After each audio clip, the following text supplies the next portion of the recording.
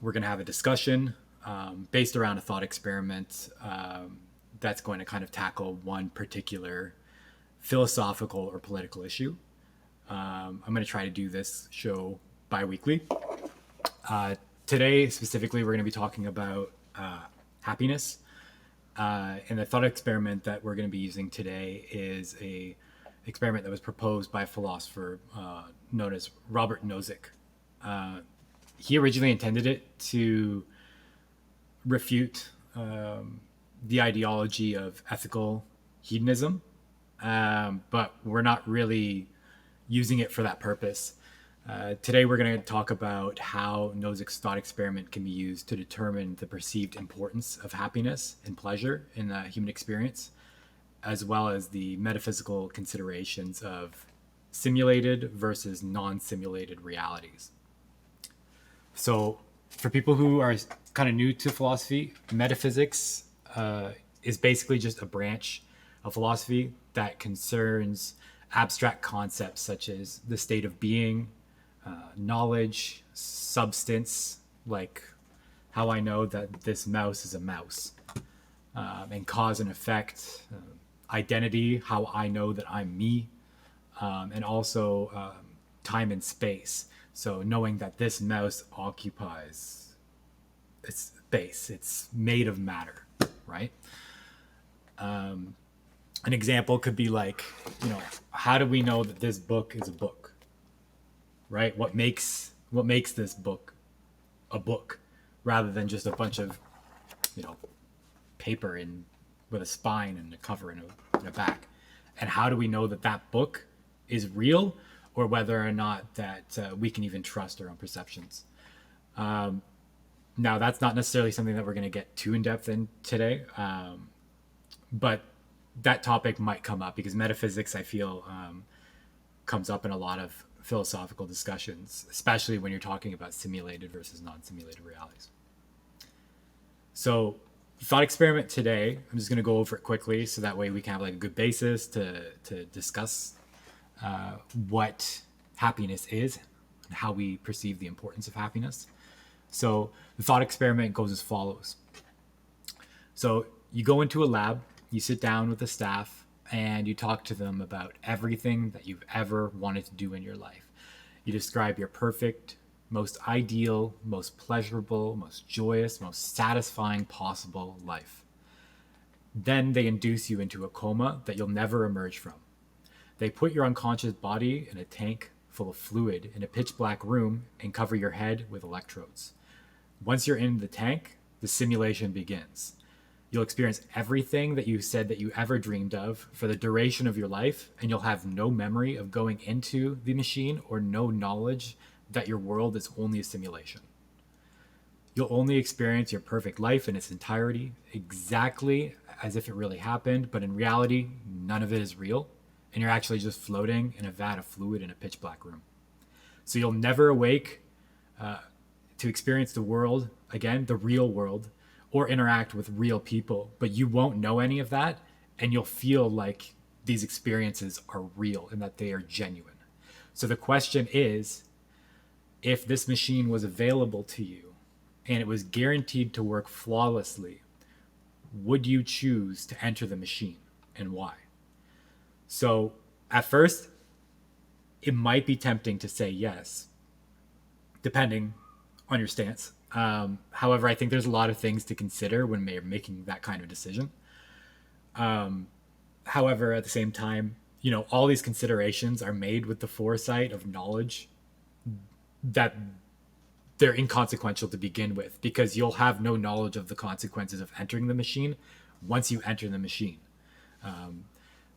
So it's kind of like a contradiction in that sense. But for the purpose of discussion, we're going to go into them anyways.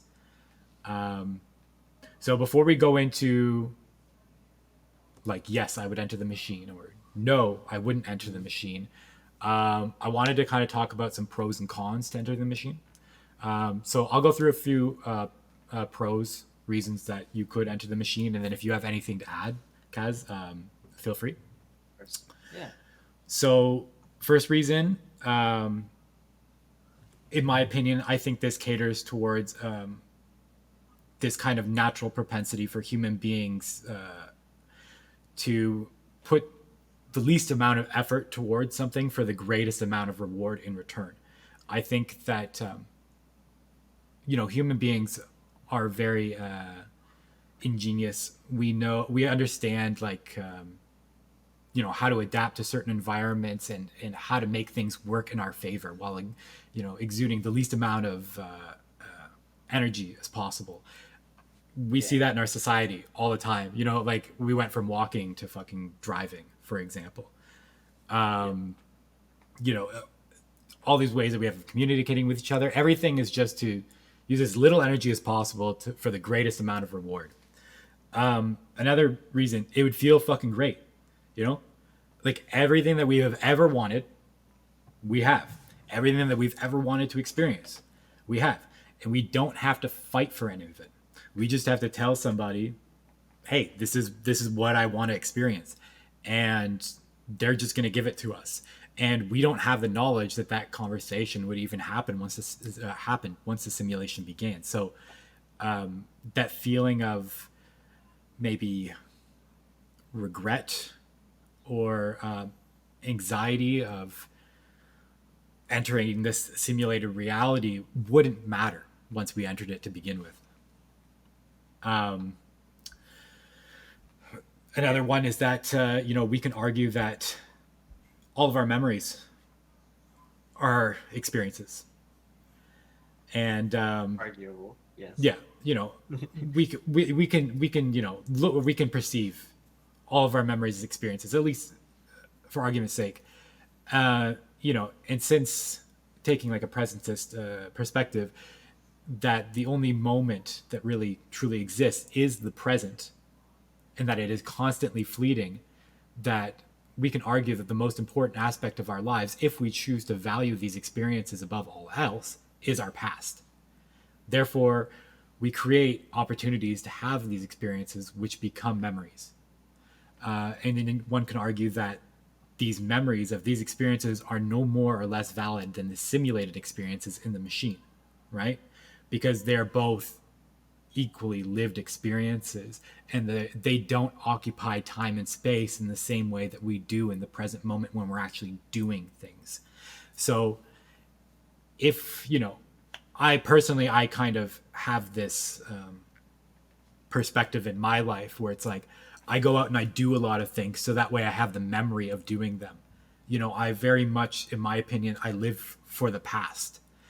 When I go out and I go on vacation and stuff like that, I take lots of pictures, videos. I like to create things that kind of remind me of those experiences, because for me, it's almost not enough to experience it in the moment, but I like to be able to go back to that at a later date and know that that experience was real, that it happened, and to relive it. And if, Yeah. and see, so I'm placing a lot of value on those past experiences as memories, right? So Yeah. my thought was, are those experiences any different than simulated experiences? Yeah. You can argue that Yeah, it's a it hard. doesn't It's matter if it's simulated or not, because you can convey idea of memories as information. yeah, and in that And information doesn't necessarily have substance. It doesn't necessarily occupy time and space in the present moment in the same way that you and I do having this conversation right now. So exactly. yeah, so that was another point that I thought was kind of interesting. Mhm.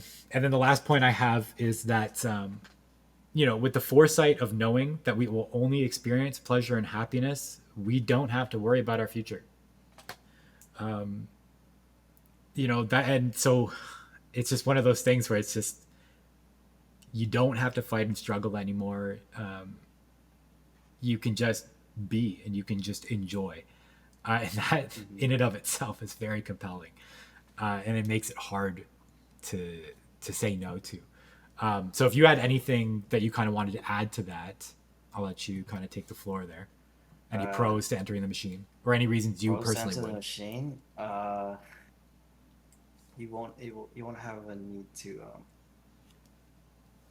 you won't ever experience trauma in any way, shape, or form ever again, True. unless you solely desire a specific Yeah, unless trauma. you're a fucking psychopath, you're like, yeah, I want to just experience trauma every day. Well, like the worst trauma is like you dropped your favorite glass Yeah, cup, or you couldn't buy the video game on day one. true. Trauma is relative, I suppose. Right. That's like the worst possible thing like that. Otherwise, you would just enjoy every step and second, shape, and form of the thing without even knowing it, because this is something that you haven't wished upon yourself. Yeah, Whether or not it's you live in Middle Earth here, yeah, this nasty mortal toil. yeah, yeah. A life without trauma would be nice. But I think it's also interesting to kind of think about, you know, is a life without trauma, or we won't say trauma, but we'll say even like just hardship, just general hardship. Can that be said to be an authentic human experience? Or you could say it's a robotic experience because you're removing like a certain cognitive portion of your life. Yeah, and I So it's think, like yeah, it would you could argue that it's lessening the total value of what makes up human. I agree. I think that the when you take away hardship, it makes a more inauthentic experience. But if you had also, if you're, perfectly describing this machine, your hardships would exist, such as True. cramming Yeah, all possible. night to get to pass a test. True. Even though it might not seem like much, but like that is probably part of the experience that someone might imagine where uh, going forward, that's the Okay. Then you know yeah. what? Let's operate under the impression that those, we'll call them like minor hardships, do Yeah, exist yeah, in this machine in order to create more authentic simulated experiences. yeah, Because I but that think that's wouldn't be fair. perfect. Well, you could say that's would it be perfect? Yeah, Unless well, no, but I also think that that's fair in terms of like making sure that our discussion between simulated and non-simulated realities is as difficult to discern and discuss as possible. You know what I mean? Of course, yeah, yeah, baseline. Yeah. Because yeah, I stubbed my toe this morning. Yeah, yeah, like minor hardships, like you know what I mean. It's like you win $1 million in the lottery on this day, but you also stubbed your toe the day before, so it's like it's not You perfect. also But said, "Oh shit, I forgot to buy orange juice earlier." yeah, My did you boy. have anything else that you wanted to add for For the reasons to enter the positives, machine? right? Yes, pros. So I would say, uh, perfect fantasy. All knowledge that you perceive and know of can be inserted into a livable reality, Yep, simulated or not. yep. So, um, doesn't, and I would argue it's extremely authentic to want a perfect fantasy, and Okay, things that were like groundbreaking reality type of things or laws could exist because it's your own personal ocean, I would say, that okay. you could create, or portrait that you could paint. Um, and yeah, also you would not have knowledge of your own death. Your death only That's a come fucking big one, eh? your death would only come into existence if you can perceive your own death in the future Yeah, within the experience machine. And yeah, and if you were to die in reality while you're in the experience machine, you wouldn't know either. yeah, yeah. And we could assume that if you're disconnected from the experience machine, you're most likely gonna die anyways. So yeah, there's that. Yeah, in this particular instance, yeah, there's no coming back. Once you're in the simulated Yes. reality, that's it. You're there. You're stuck. Yeah. There's no backseas. Okay, well let's move on. Let's go into some cons to entering the machine. I'll start us Yeah. off. Yeah. This is not necessarily my opinion, but it is one that I've seen that's kind of prevalent online. Hmm. And it's that the argument is that we want to do certain things and not just have the experience of doing them. And I thought that was kind of interesting because I was wondering myself, I was like, do we differentiate between the experience of doing something? We'll say that's defined by, anticipating that we will have, the memory of something, right? We'll define kind of experience and memory as being somewhat synonymous in this sense. So, do we Yeah. differentiate between the experience of doing something and actually doing it? I think you could say, in that case, it's important to know that we did something. That it's Right? very specific that we had done something that was what's present, right? Like you explained earlier. Um, but I would say when we mean do, it's like in actuality to stimulate all five senses and every nerve ending possible to do certain things, right? Um, or even achieve, right? Yeah. So I would say that like you can both argue you're not really doing something in the machine, but you could also say that Fair. you are experiencing every moment within that machine, so it becomes a valid experience Yeah. Yeah, it's hard to say, right? because Because human perception is it's your weird. new, yeah, it's your new perceived reality, Yeah. whether you have knowledge of it or not. Yeah, and then if you want to, like, we can go down like that rabbit hole, and it's like a fucking gross rabbit hole where it's like, everybody's perceived So, reality is different. That doesn't make them any less valid. Like, you could take colorblind people for example; their experience of the world isn't any less valid than yours or mine, knowing full well that we can't perceive the full spectrum of color. You know what I mean? yeah, So even our perception of the world is distorted. That doesn't make it a less valid experience. One particular question I had in relation to this topic was, is it better and will operationalize better in this sense as like something that most fulfills our selfish desires, so like best for ourselves. So is it better to in fact have a child and a family, or better to simply experience having a child or a family? Are they indistinguishable? Are they the same?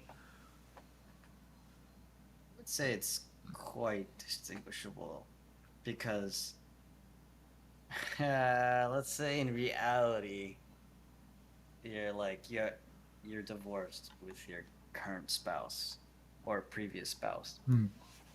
So you've lived the reality of having a family, right? Yep. And all the struggles that came with it, and all the happiness that came with it, or joy in this Yep. case, that you came with it, and so now that's not a reality for you anymore. Yeah. I would say both are valid experiences because of how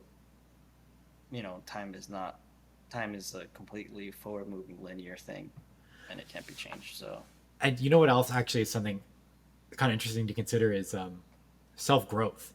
So like in your example, let's say you have this relationship that didn't end well. You end up divorced.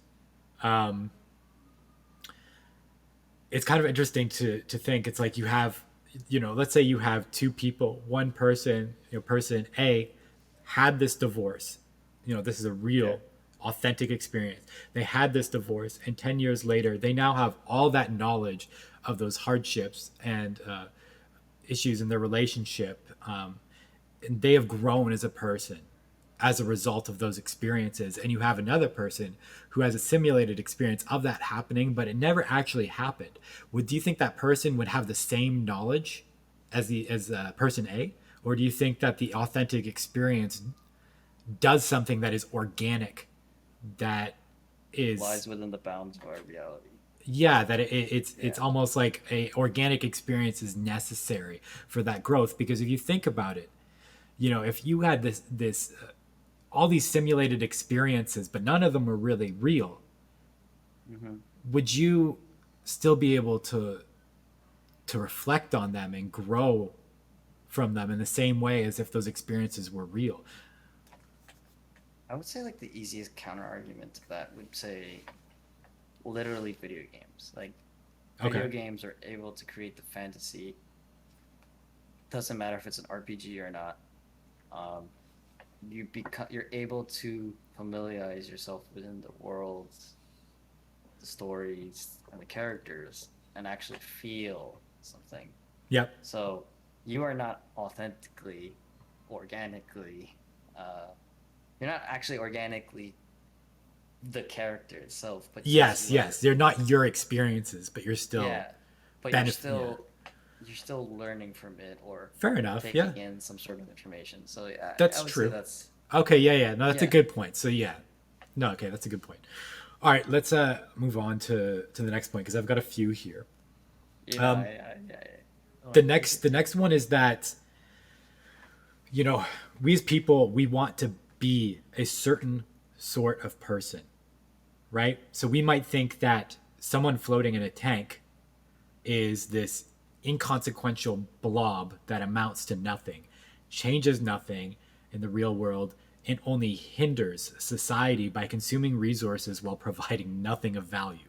So we The go, vegetable. we Yeah, go, we just yes, have a we, vegetable and a tube. yeah, we make this decision with the foresight of knowing that we are useless to the real world at this point, and we're perfectly okay with that. So it's a very selfish decision, right? And so some people who might come from cultures that are more collectivist in nature might be more inclined to say no, in my opinion, because they might look at that as a very selfish decision that hinders society. Because if we're thinking about this laboratory somewhere out there that's keeping these people alive in a vat of liquid, like, it's their resources are used resources Yeah, are consumed to support that existence, right? because It we live doesn't in a just finite world. exactly, yeah, exactly. So it it's one of those things where we want to be a non-selfish person. We want to be somebody who contributes to society, right? Not everyone, but a lot of us do. A lot of us have those goals. We want to do something meaningful. And Like nursing yeah, it and could be anything. It therapy. could be anything, right? It could be just creating art. It could just be doing things that you're passionate about that other people connect with. And Yeah, when we decide to step into the machine, we do so with the knowledge that we're giving all of that up and we're rejecting society. yeah, So I think that's another yeah, important consideration.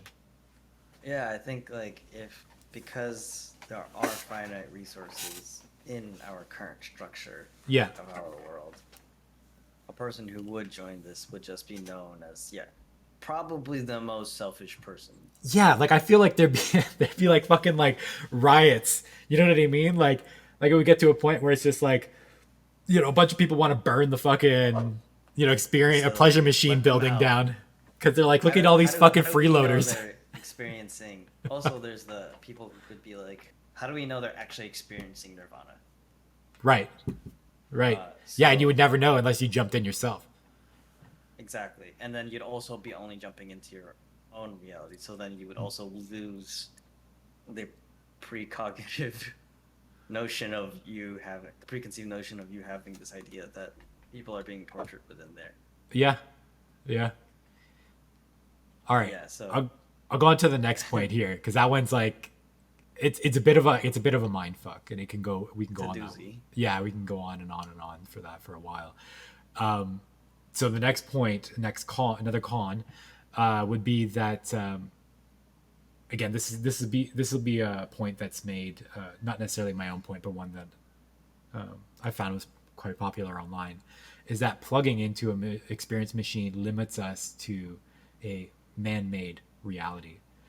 So it limits us to experiences that we can perceive, or not perceive, but experiences that we can conjure, right? Yes. So Yeah. So my idea was that if we have to explain it to a person who's going to put it into the machine, and that can have fatal flaws, Right. right? Okay. Because everybody's perception, the semantics of words are extremely important to a lot of people. Yeah, that's another thing. Yeah, they could fuck up your whole. They could be like, like Like you he. say, the beach, right? But like, let's say you want to live up in a beach, right? But they grew up on the Ring of Fire, so near in the Philippines or something. So their sands aren't necessarily white Yeah, or sands. Barry, Ontario, where it's like it's not really a beach. It's We not call it a really a beach, but beach. it's not a It's a beach. lakeside. Yeah, Yeah. it's not a fucking beach. Yeah, it's not connected to a large, Yeah, infinite bounded ocean. yeah, Um, uh, but yeah, you could also argue that if this is a machine that's extracting information solely from our brains to recreate a reality, we can't guarantee this machine will be able to create new information. right. Um, like saying, I want to learn a language, right? Or I want to be the most multilingual person in the world. Mm, And one, if it's option A person is putting information, that's very doable. But in option B, uh, it's doable, but what would German sound like? What would French sound like? true. Am I actually learning these languages? Yeah, Or am I learning what I already know? yeah, that's interesting. I get. Yeah, the machine would have to be capable of. Yeah, yeah. And then in this case, we're assuming that it's a black box, infinite bound, Yeah, yeah, uh, yeah. That's kind of infinite, mind fucky. I'd have to think about that for a while an because. infinite bounded machine that takes up resources. Yeah, However, that's supposed to work. and I would be Um, curious to know as well that like if these again, like my perception of a beach, like if I had only ever lived in Barrie, Ontario, my perception of a beach compared to somebody who lived in like Brazil or some or like fucking Bahamas is going to be much yeah, different. So when I asked to be put in a beach, I want a beachside property in this, machine. Am I going to get a beachside property that's based on my perception of what a beach is, or the machine's perception of what a beach is? Because if we can make that distinction of whether or not it's the machine's perception or my perception of what is defined as a beach, then we can kind of answer the question of whether or not we're learning, real German and French, or what we perceive yeah. German Like, and why French is to there sound palm like. trees in my Barrie, Ontario? Yeah, I think in this case we could just, for argument's sake, we'll say it's safe to say that it's the machine's perception. And the machine has an also infinite bound of information that's able to categorize it in a Yes. perfect way. So then, in Okay. that case, it would be real German and French that you're learning, not. Yeah, not that it matters because you're stuck in the thing Yeah, forever, yeah, yeah. but Not that it matters. uh, Everyone probably speaks fucking. If you're an English speaker, everyone speaks English in the machine. So. yeah, yeah, yeah, yeah. Yeah, and if you're saying that this is going to be like, yeah, and you can only create your own bounds of reality. So it's like the deepest level you go might be playing VR Yeah, in the in the experience machine. that'd be That's the fucking deepest crazy. level Yeah, that of would be fucking reality. crazy. Yeah, And this is like the 13th floor kind of shit right now. yeah, But uh and then you know, and then you question yourself, if it's possible to be in VR within an experience machine, what are the you yeah, know, what are the real bounds of reality? yeah, And maybe you can wake yourself up, and that would be awful because you just be in a vat. yeah. And you know what? It also takes away like all spontaneity. You know what I mean? Not that that necessarily matters because you won't know any better, Yeah, it would always be new to you. but at the same time, it's like your entire reality is condensed to, what you desired at the time of deciding to enter the machine. However, Yeah, you know, you can talk to a lot of people who are in their, current profession or field of work right now, um, especially during COVID. A lot of people have decided, you know what, this is not what I want to do for the rest of my life, and they've decided to change, many aspects of their life, where they live, yeah, how they occupy their time, uh, work-life balance, all these things that were not, like at one point in time, it's like, yeah, this is the life that I want. This is what makes me happy. But then those things change, right? As we get older, sometimes they change. Yeah. So even though we Sometimes, wanted but I that at guess one pretty often time, it change. is it, you know what I mean? Like, I don't know. That's what I mean when I say it takes away the spontaneity. It takes away the possibility for, Growth. yeah. And it makes, I think that makes it, again, a more inauthentic experience. So, Yeah. that was one other thing I thought was kind of interesting. Yeah, I would say that like I would agree. Like it's I will forever be 28 in that machine. Yeah. I can maybe age if I wanted it to be so, but mentally what I had always wanted would be this one state of being 28. So, Yeah. um that would probably be it. Like you're just stuck, like you said, you're just stuck at whatever age you were at, and then you're able to figure out you're only desiring this one complete path instead of a path that might fork into an infinite amount of Yeah. realities. The next point,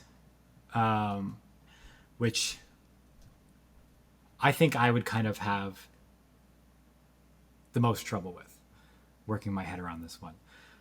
They're all kind of equally valid in their own ways, but this one's a hard one. It's that we plug into the machine knowing that we'll never see our friends, family, and loved ones again.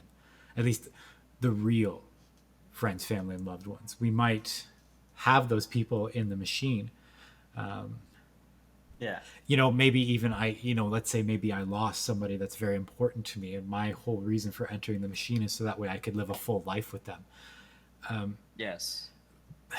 So Or it's almost like one of those cons that's like, it really depends on the context, but assuming that's not the reason that I'm entering the machine, I am doing so knowing that everybody that I've ever loved I'll never interact with them again. They'll never interact with me again. in the same relation you might. Yeah, again, but Because those, you sure. yeah, but we have the foresight before we enter the machine. We have the foresight of knowing that those will be inauthentic experiences.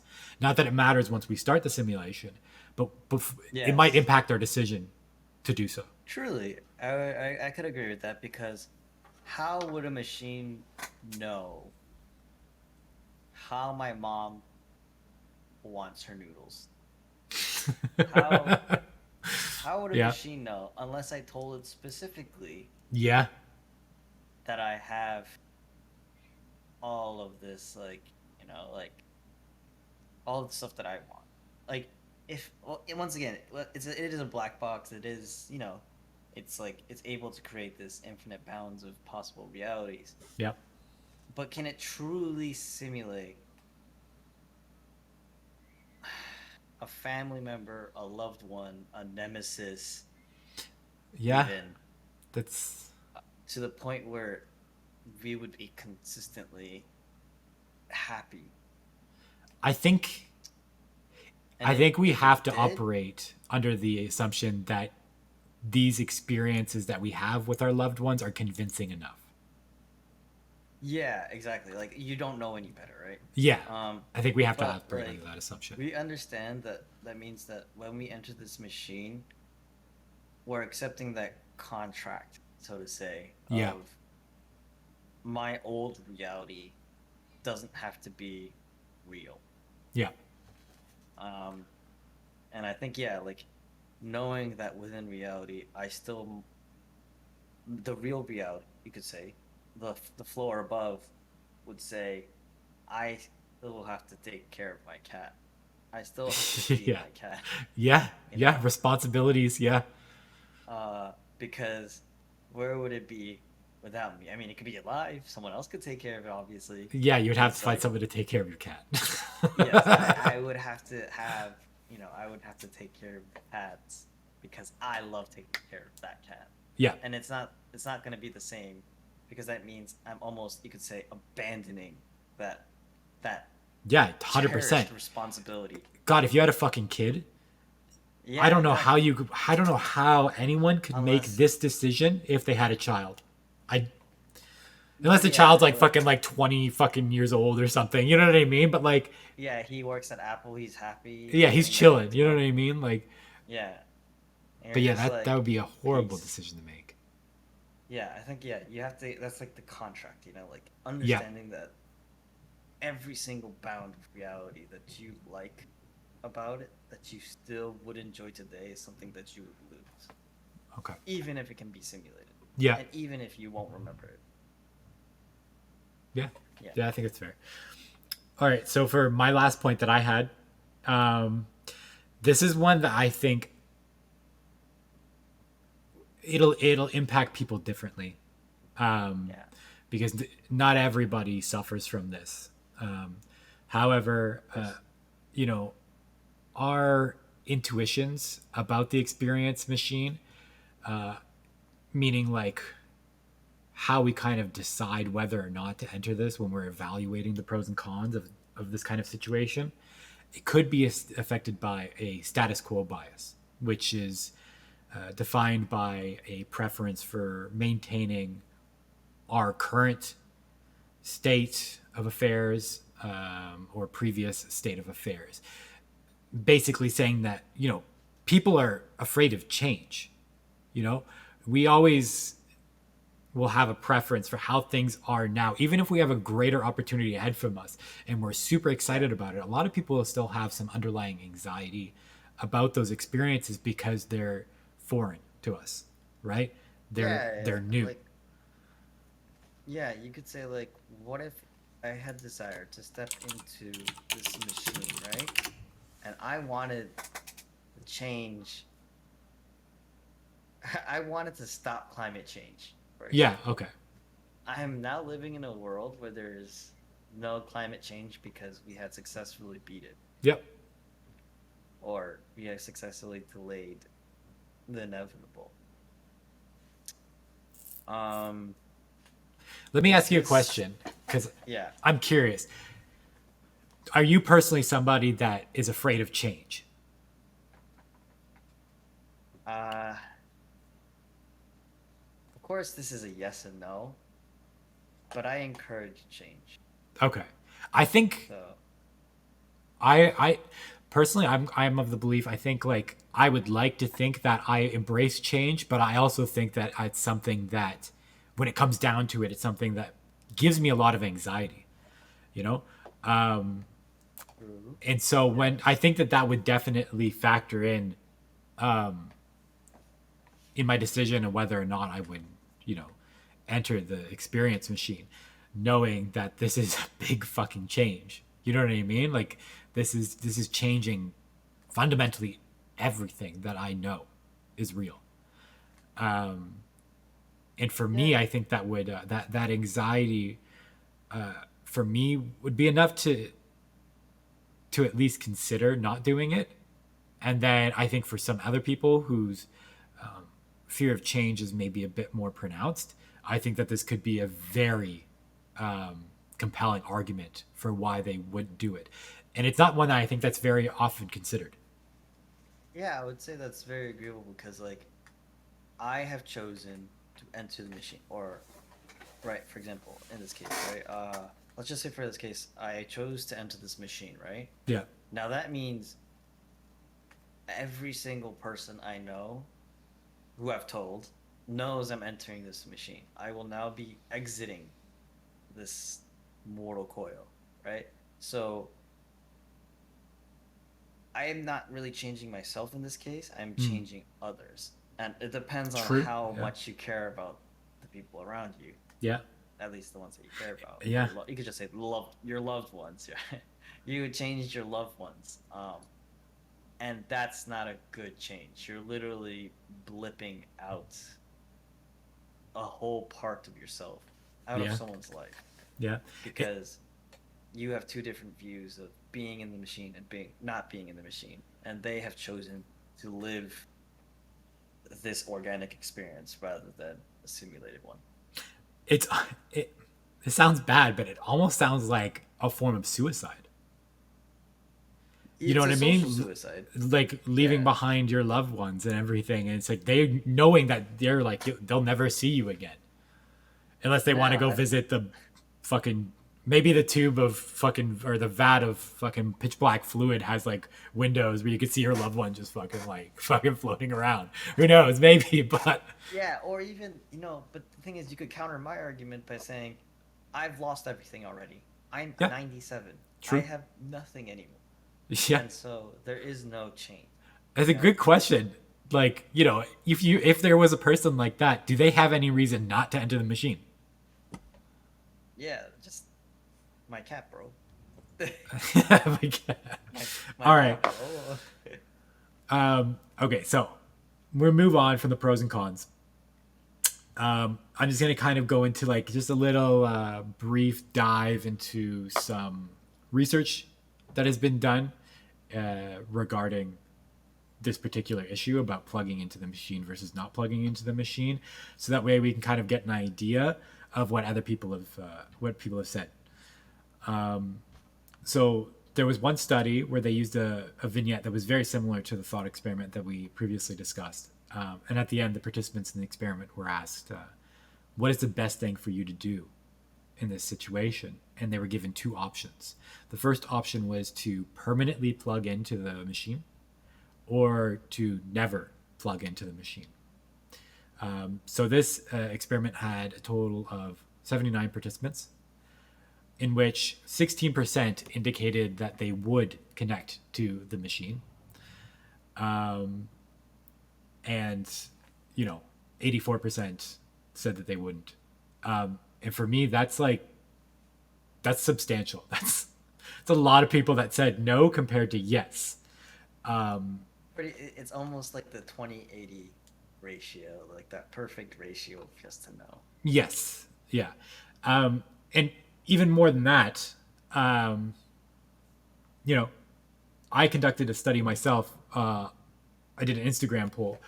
It didn't go through like the whole thought experiment, but I basically just asked people, if you had a choice to experience only pleasure and happiness in your life and nothing but pleasure and happiness, would you choose to do so? Now, for full transparency, this was a sample of convenience. It was, individuals who would have viewed my story on Instagram. So in terms of the reliability of the data, who knows? It can be skewed. But it's still interesting to consider. And, I personally had 87 people respond to this, in which 20% chose yes, they would choose to only experience pleasure and happiness if they had the choice, while 80% said no. And I would say that 20% would be pretty depressed. yeah, and you know what? I think that's really interesting because it's very similar results to the previous study, and in my opinion, very very similar methodology. So I had a few people who actually reached out to me, and they decided that they wanted to comment, explain their reasoning. So I've got a few comments here that I'm going to pull up on the stream. Yeah. And basically, it was a lot of the same stuff from some people. So this person said that you need to take the bad to get the good. Also, I feel like only happiness and pleasure. There's no way of experiencing other emotions, which are very important.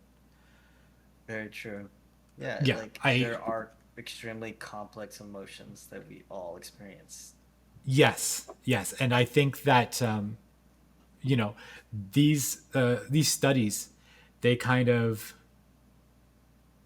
they bring to light this idea that most people recognize the importance of emotions that have negative connotations because they have this contrasting value to emotions that have positive connotations, in the sense that, like this person said, you have to take the bad to get the good, right? So you have to understand that, if you were just happy all the time and that was, the only thing that you ever experienced, wouldn't that happiness just be contentment? If that is your baseline, right? because you have Yeah, because nothing to compare it to. there's no, if it's just positive, right? But that just like pretty much equalize itself to a zero. Yeah, It's zero exactly. Yeah, out it because nulls itself, right? if it's measurable, you know, we can't really measure happiness, but if you're measuring the amount of happiness you have, then you know, it's you could say that like if there are no negatives, then there's no real you could say authentic in a Yeah, I agree. sense. Yeah, I agree 100%. Uh, Also, yeah, authentic. sorry for leaking your your DMs, Pedro. That was my bad. That was my bad. Oh So yeah. I got a few I more mean, comments. didn't he just expose himself by Yeah, he saying it did. was Yeah, him? yeah, he did. Yeah. I've got another one here. I like Yes. crying. Thanks. That's valid. Yeah. That's I mean, valid. It feels fucking good to crying. cry. It does. And you know what? Like, No, not for not for me. you. See, I see. Not for me. Like, you know me. Like, you know, I love like those like melodrama, like Korean Oh, same. films that like fucking tear me apart. They make me feel like shit, and afterwards, I'm just like, wow. Like, I just want to fucking like, you know, I'm not good. I'm not in a good headspace, and I love it. I love feeling like that. It makes me feel so alive, and it's indescribable. The way, like the impact that some films have on me when it's just I Yeah. it just feels like I feel connected to humanity, you know? Yeah. The raw emotion that comes Exactly. And from there's something so to me there's something so the powerful story. about it. And that energy I value so much more than happiness and pleasure. I value that feeling of interconnectedness with myself and with humanity as a whole. I value that so much more than pleasure and happiness. But it is so contradictory to what we understand pleasure and happiness to be. Because You'd probably love the Hurt Locker. it's a good one. Hurt Locker's a I good don't one. like it. I hate it. Um, so I've got it. I have two more comments. Of Um, course. this one very similar to our first comment that we had.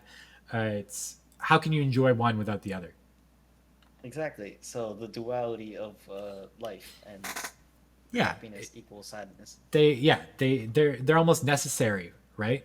You need to understand what a shitty day is to understand what a good day is. Otherwise, they're all just Yeah, days, right? exactly. So I'll go with that classic example. Like, you know, you know what happiness is because you know what sadness is, right? And you Yep. know what sadness is because you know what happiness is, right? So let's say you're just neutral, right? And then I kill your dog. Why the So I kill dog, your bro? dog. Every time you always killing my dog. She's still here. I kill your dog. Okay, she's not here to hear this, so you're good.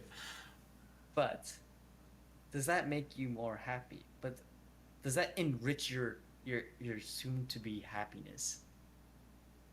I understand where you're coming from because I'm basically saying that things that make me feel, emotions that have a negative connotation enrich my life because they, do X, Y, and Z for me.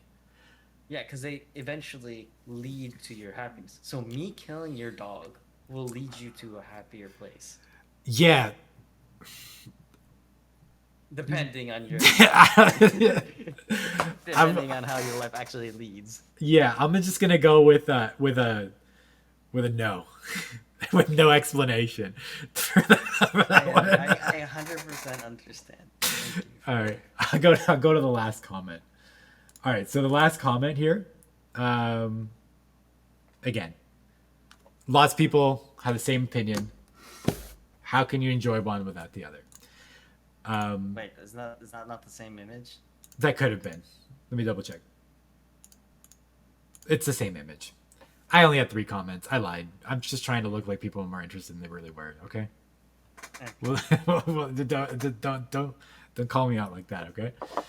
Okay. All right. So now, considering everything that we've talked about, Yeah. is happiness all that matters in life? Very, very important question. Because like Socrates would be like eudaimonia. So you working towards your happiness would give you happiness. However, everybody knows that's extremely contradictory, right? But but by being on the road to happiness, you'll enrich your life to the point where you will be at least content or happier than your previous state. Right. Which is why it's all about the grind. It's all about leg day. Okay. It's all about like bettering yourself. And when you better yourself, you're therefore more happier than your previous state. Yeah. So you're And saying more so so that it's not necessarily happiness as an end goal, but the pursuit of happiness that is more meaningful. yes. Okay. Yes, the pursuit of happiness. Yes. Just like the Will Smith movie. You know, I Isn't that literally what it's called though? yeah, no, that's literally the name of the Yeah. movie. No, I think I agree with that, and I think that adds a bit more, like another layer of depth to the question, right? Because the pursuit of happiness, you can argue that is, the sole purpose for a lot of people, right? And happiness can be defined in so many different ways. So to say that happiness is all that matters in life is kind of looking at it from a very psychological, kind of like emotional perspective, where it's like we're looking at the experience of happiness as an emotion, right? Um, of serotonin or whatever it is that we associate with happiness. Whatever is not negative, pretty much, right? Like you could be neutral and happy, but you Yeah. can't be neutral and sad. Okay. That's an interesting take. Yeah, you can't be neutrally sad, but you could be neutrally content. Therefore, you are happier than being sad. Yeah. That shows a lot of people out there that consider contentment to be synonymous with happiness. Yeah, like there's nothing bad going on. So Yeah. So I'm happy. Yeah. Oh yeah, I hear that all the time. you're not happy, or you're not happy because nothing is going on, and Yes. so you need to do something in order to change that. But you could also argue you're just not happy Yeah. and you're not content. Yeah. I don't know. We're greedy people, though. Yeah. Greedy things. I think I really disagree with the sentiment that happiness is all that matters in life. Yeah. So let me kill your dog. We're not going to kill my dog. However, however, I don't know. I just find that I find so much more value in sadness, in suffering. If you were to take two people at the end of their life, Yeah. and one experienced nothing but suffering and the other nothing but happiness, and you were to ask me personally, and I had, after having a lengthy discussion with these two individuals about their life, and you were to ask me, which of these two individuals is more interesting to you? Which one of them do you think had more depth? I would 100% almost every single time choose a person who experienced nothing but suffering. I would pick the exact opposite. Why is that? Because a person who's led a happier life would be happy to explain all the things that went well. Fair enough. So they're able to conjure up more interesting stories or even just experiences that they've had. I would say that it's important to understand the perspective of if they've only experienced happiness and never sadness, then maybe they're pretty goddamn boring. Yeah. As well. It depends. Of course, every individual is different, but I would have to choose the happier person. Of course, you were saying.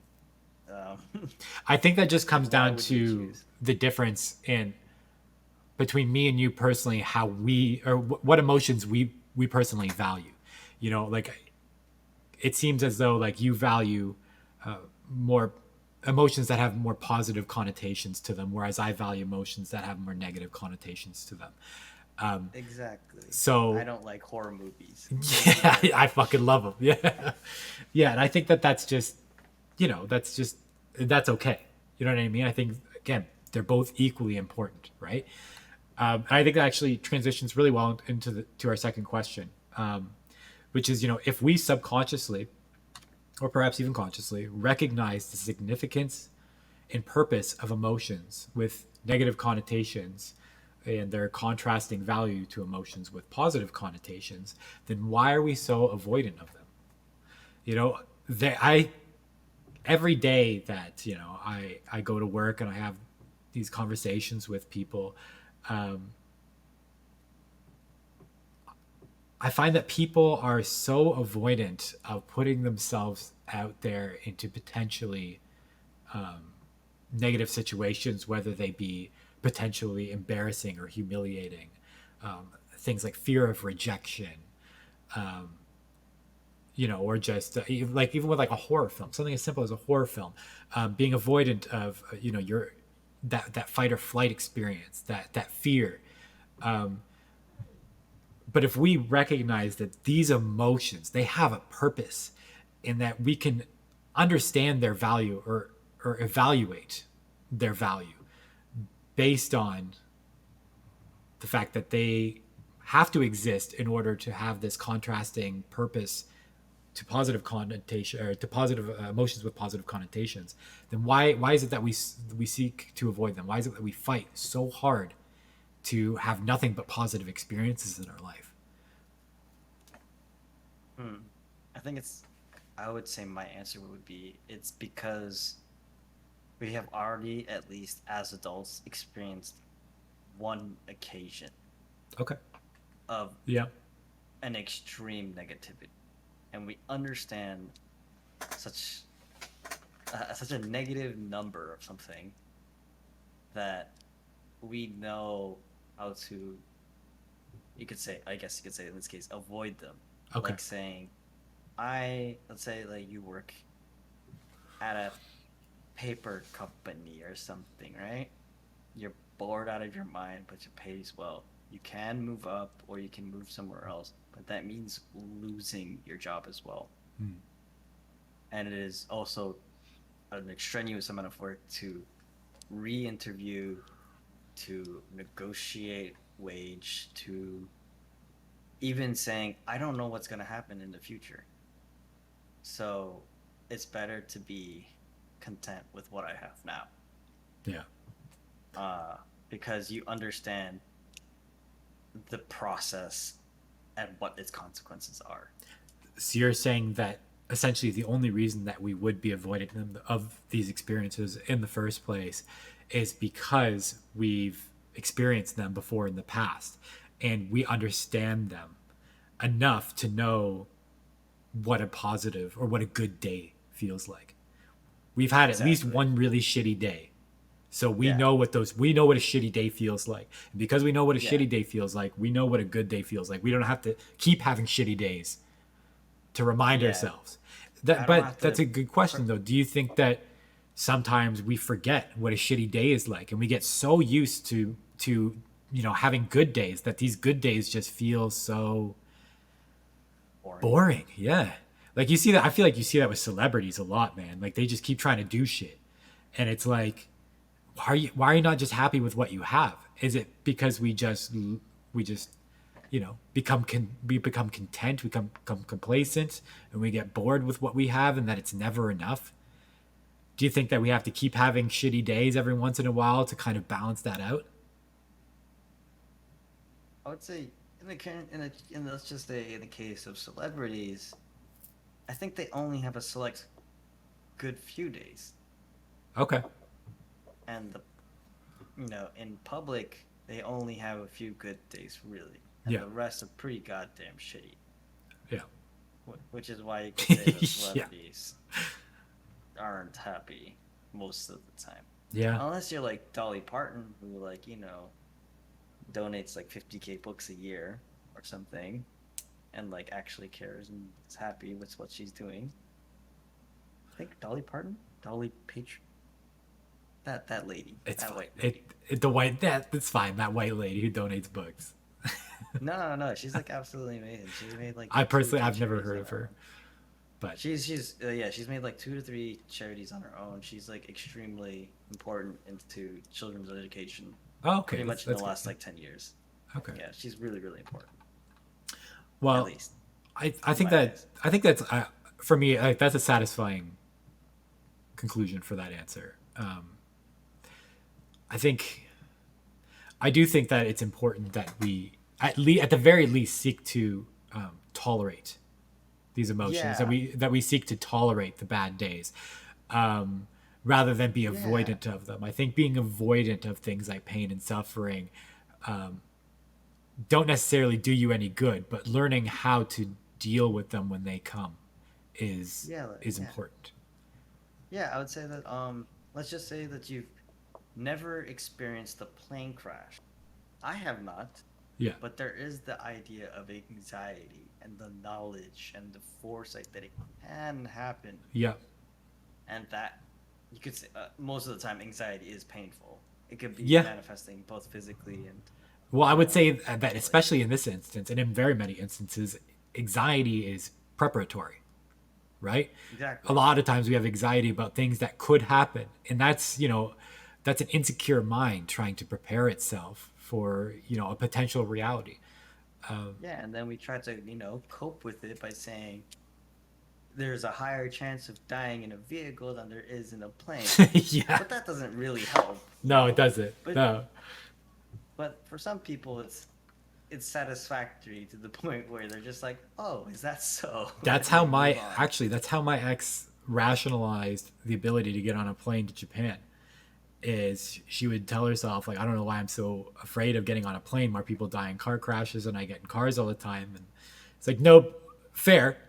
A plane Mhm. crash is going to be incrementally more terrifying than a car Oh, crash. of course, That's going to uh, be like the worst possible. Like, oh my god, I can't think of like a worse way to die than like on a plane crash into the ocean, and then you just drown in the middle of the ocean. Oh my, well, no, you die on impact. I hope so. Yeah, well, I mean, if you're crashing, most likely you're gonna either nosedive, and if your pilot is somewhat skilled and was able to maneuver it to land on the plane, yeah, you'd probably be on a little floaty for like 2 days, die of Fuck that. dehydration. Fuck that, dude. Respawn as a Yeah, cow in India. I mean, I mean, that's like the highest respectable, Yeah, That's nice. Yeah. that's conflict. Yeah, God bless. All right, let's move Yeah, on. but what if you respawn as a cow in India in Minecraft? that's that's like getting into the machine. That's getting it. What if your simulated reality was just Minecraft? You know what I mean? And everything was a block. Like your idea of like the most pleasurable and happy experience was just like, yo, just like put me in a random scene in Minecraft. Yeah. That'd be one hell of a fucking life. Yeah, All of right, let's course. let's move Yeah. on. All right, so my next question I have is that do we as human beings recognize the existence of reality through our complex emotional experience of the world? Meaning, do we fear entering the machine because we have the foresight to recognize that an existence that consists only of pleasure and happiness is an unnatural or unauthentic one, even if this machine is capable of overturning that knowledge? I would say, well, people who are grounded. Let's just say people who are going into this grounded, like they know who they are, right? Yeah. I would say, uh, um, yeah, it would be strange to know yourself as consistently happy. Uh, oh, this is hard. Oh yeah, I would say like it's very strange to know if you were Yeah, consistently because happy. the machine isn't going to give you the knowledge of knowing that that is, you know, that something Yeah, is awry. You know, when like you would essentially just be in this machine thinking like, God, I'm a lucky person. A lot of really good things happen to me. I am happy. I have a great life. I'm sure there's people like that in real life. You know what I mean? That feel that way, but they would never suspect that, they were actually in a simulation and that the life they were experiencing was inauthentic. But yeah, does that yeah. mean, that these or that the fact that we only experience pleasure and happiness, In fleeting moments, yeah. does that mean that the experience we're having is inauthentic or unnatural? Yeah, it's kind of strange to put it this way because, like, you say that, and it's like, makes me think, how come we can't have the foresight of when we're happy? We can Yeah. only have the foresight of how we feel when we're down in the dumps. And even if we had these small nuggets of absolute euphoria, you could say, right? Like, like that moment on your wedding day, doing your reading the last line of your vow, right? That's such a peak of happiness, right? We can't imagine that happiness for our own future, but only we can imagine this. We can only like really feel and imagine sadness. Okay. So I don't know where I'm going with this. No, it's I okay. would say It's just an interesting thought, right? yeah, like you can't, you cannot pre-predict your own happiness. You Yeah. cannot pre-predict how happy you would be once you get there. Like, are you placeboing yourself?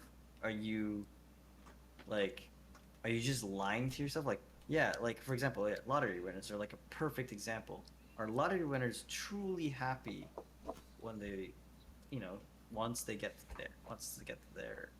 Yeah, all their problems are solved. You know what I mean? They have all this money. They're just they're made. You know what I mean? They can enjoy their life, quote unquote.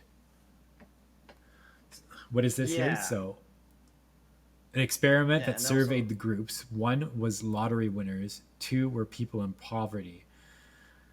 They were asked how happy these people were. Group one, super happy. Group two wanted to fucking die. yeah. Yeah, So I think, yeah. You know what? A year later, okay, so they just won the lottery. Yeah, and I think that's that brings us back to what we were just talking about, where it's happiness. It's one of those things where it's like, again, no matter how much money you have, no matter how yeah, successful you are, it just feels like human beings have this natural propensity for it just to never be enough. You know what I mean? Like growth, it just, the infinitely growing economically. yeah, and it's just like we just reach this plateau of happiness where happiness just becomes contentment, and we just get bored and frustrated with everything that we have, and we lose sight of gratitude. And Yeah, which is why everybody should become a monk. well, I don't know about that. Well, I mean, you get enlightenment because you abandon all worldly desires. But it's interesting though to think that human beings have this natural propensity, like Elisa mentioned, to kind of settle into a neutral state over an extended period of time, regardless of how happy we might perceive them to be. Being one individual living in poverty and the other living with seemingly unlimited amount of money. Yeah, for example, when it comes to wealth, right? There is always the hedonistic treadmill. Everybody always desires a better quality of life with monetary that comes with monetary value. Yeah. Um, and it seems like you think that you would be happier every time you got a 10K raise, 10K USD to be specific, right? Okay. You start at 20, so, or I could just say you could start at 10. In America, I'm assuming from what I know right now, the poverty line is 14K.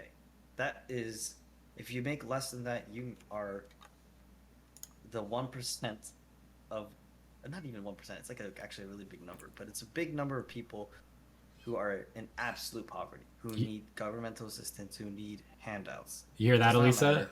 You hear that, Elisa? At least you're not in poverty. Why I ever said that. The thing You is, hear that? You're above your the quality 15K. Let's go. your quality of life, you get 10K. You'll be happier. Why? Because what was that? Oh my god, what was that? The triangle, the Oh, pyramid hierarchy of of needs. necessities. Hierarchy of needs. Yeah. right? So now that your basic necessities are met, you have to stress about different things, right? And eventually you go up that ladder, and so now you start to plateau. Actually, that the level of happiness plateaus at 54K specifically for some reason. Hmm. So what in 50 America, if you make- $54,000? Yes, because in $54,000, okay, in New York City that's like nothing. I was right? gonna say, I guess But that probably depends on where you live. I'm guessing, unless that's just like a yeah, national average value. no, no. If you make more than 30K in the U.S., you are part of the 1% of the people in the world, Holy fuck! or some shit like that. Like statistically, like if you make more than 30K, you are like like the top 1 to 5 to 10% of the people in the world who have that much wealth. Yeah, So it's bizarre to see people who live in extremely poverty conditions where they have maybe they can their lively day-to-day life cost is like 2 cents a day, yeah, which means they barely get, a day's worth of food. They barely get their base necessities. And so once it plateaus at 54K, every time someone gets a pay raise, because of the hedonistic treadmill where you keep elevating your standard of living, that it gets to a level where you are just not going to ever get any happier. So you can ask people who make 50K a year, 60K, and you can keep asking, and it's like, are you happy? And if it's just a yes no question, you can see that the percentage has like diminishing returns. yeah. And if you make anything more than I think the statistic was 100K, that number slowly starts to like go down. It does not matter. So after you reach that peak of 100K, you're not as happy Right, as a person who has right. 50K. Your level of happiness is not increasing at the same rate as your wealth as it was previously before 100K. If I'm understanding right. Exactly. Okay. So you get into this like part of time, like 100K, that's a lot of money, right? Yeah, yeah. It seems like And it. you'd imagine like, why aren't I happy? And it's because probably you're not doing anything meaningful. So I that's think that's a probably the big thing. answer. I think that's a big thing. Really quick, Yeah, of course. y'all watch those North Korean interviews? Probably not. I mean, I might have, but I Those don't are way recall too it. depressing. I've heard it. I've heard it from other people. Way too depressing. A lot of them mentioned, despite having been objectively fucked in North Korea. Oh, okay, not like actually fucked. All right, okay. Yeah, like they'll get like their like That's they get crazy like because they're coming from this communist country, and they're like South Korea. I'm sure it's a great place, but it's also just a place. You know what I mean? I would never consider South Korea heaven, but yeah, yeah. So this actually can tie into a different type of existentialist meaning where you that's a there's the really I fucking good think point. this is Nietzsche, from what I remember, or who was it? Wasn't Nietzsche? Maybe it was, I forgot his other name. He's one of those European philosophers, right? Yeah, Uh, he pretty much says that there are three types. Oh no, it was Nietzsche. He specifically deals with Christian existentialism, yeah, and there are three levels of knowing, right? Or three levels of faith is what he calls it. okay, So the first level is you don't know. You don't know that the moldy piece of bread that you get from the government in North Korea, right? That's the best thing that you'll ever have, right? This Yeah. moldy bread. You've never had anything better. So this is good to you, yeah, right? yeah, And now the second tier would be the absolute knowledge of, right? Where you know that there's non-moldy bread. You know that there's right. spam. Right. right? Right. You know that there's these things, but you There's don't have something better access out to there it. for you. Right. Yeah. And so that makes you sad. Yeah. And it does not fulfill you to not have those Yeah. things, right? And then the last one is absolute faith, right?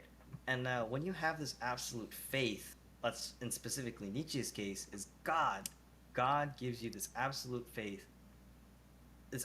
of God, and you understand that this moldy piece of bread sucks ass, right? But Yeah. you also contradictorily say, this is the best piece of bread I've ever had. Oh.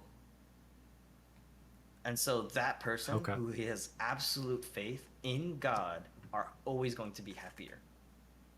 Interesting. I want to bring Like up Abraham.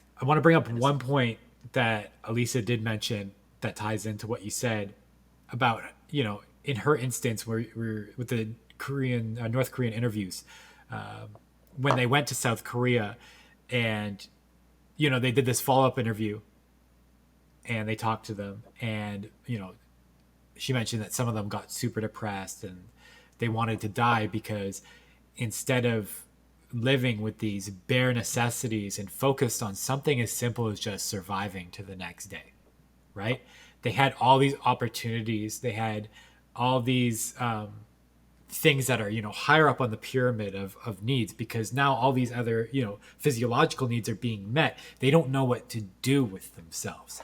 And it's very interesting because I've always had this thought about society where it's like, we're doing too much. We're doing way too fucking much. We've gone too fucking far, and we have lost sight of what it means to be human. And that makes us fucking miserable. We're not connected with each other anymore. We have shit like fucking drive-throughs. Like, I know that's a super petty example, but it's like, it's just one of those things where it's like, instead of just walking in to a fucking McDonald's to talk to somebody face to face, we would rather speak to a machine and have a hand Excuse me. put it, Can I get a McMuffin?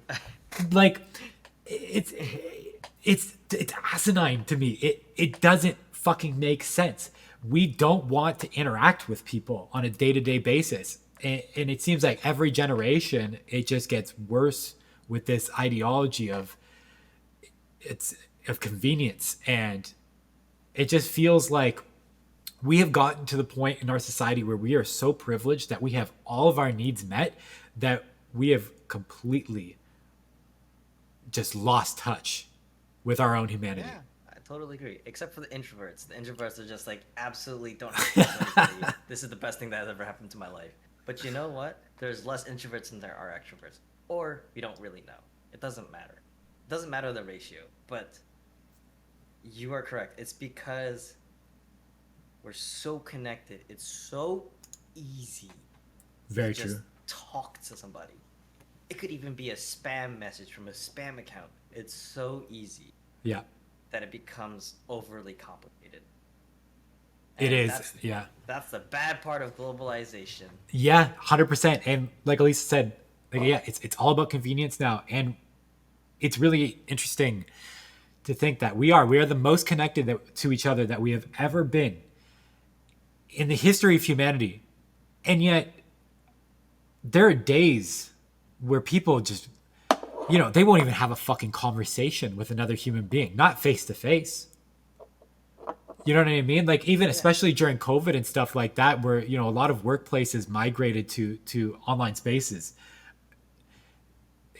It must, like, personally, as a frontline worker, I didn't have that experience, thankfully, but I couldn't imagine what it must have been like for so many people to just get on their computer every day and talk to a fucking screen. And they just never, you know what I mean? They'll go through days, weeks, maybe sometimes even months without ever seeing another person's face. That must be so fucking miserable. I say, yeah, I totally agree with that. Because during COVID, a lot of older, non-technologically, able people had to retire. They could not adapt with, the classroom anymore because nobody would turn their cameras on. And all they would do is just talk into, and this is really depressing for people who really enjoy being in a classroom setting. Yes, I myself included. I can't do online classes. I'm no good Exactly. at It them. is so boring. It is Yeah. you are unable to really learn. It's not a good environment Yep. unless you're a really good teacher. I had one. He was a math Good. Yeah, teacher, that's but he had like yes. a Yes, the whiteboard. teacher makes the difference 100%. Yeah, but like it doesn't make sense about how like this not even just like the older generation, just people who weren't technologically able could not express their talents. And it actually cuts out a crap ton of people. I agree. Like I agree. yeah, like I would say that there's more technologically inept people than they are able. Yeah, 100%. And going And back, also the wealth inequality of having access to technology and stuff like that. yes, yeah, that's obviously something to consider. Going back to what Elisa said, it I didn't think about that, but it's gotten even worse. So it's like, yeah, we have drive-throughs, but now we also have like Uber Eats. And, then leave it at and your with door. COVID, it's gotten worse. So now it's like it's not even just like, you go through a drive-through, you talk to a fucking screen, and then they hand you out, a fucking bag of Yeah. McDonald's with some nuggies in it. Now it's like, okay, I'm just gonna go on my fucking phone. I'm going to order some McNuggies, and I'm gonna get that fucking person to leave it at the door. I don't even have to know Yeah. that person's name. It's just some And like stranger in a fucking car dropping off nuggets. yeah, and like my guy could just drop it off at my door, and you know what? A raccoon eats it. Like that just happens. Yeah, I didn't even get a chance because I had to like I committed to this non-interactive lifestyle. yeah. Really quick, Kaz. This is an interesting comment. So your thoughts and ideas do not matter in this society unless they are profitable, or if a rich person dubs it to be. Your thoughts? Uh, it depends on who you're directing this to, because you could say that I, an individual, do not have a say in the political system that I live in, Right. other than voting. Correct, that is true. But you could also say my thoughts and ideas do matter in my society because I live in a small population town of, let's just say, 6,000. So my thoughts and ideas do matter. And it doesn't have to be a rich person. Mm, And of course, yes, of course, rich people don't care about poverty. They care about having wealth. And that's what, in this case, gives them happiness. yeah. So, they are saying in their case that their happiness is so much more valuable than yours. Yeah.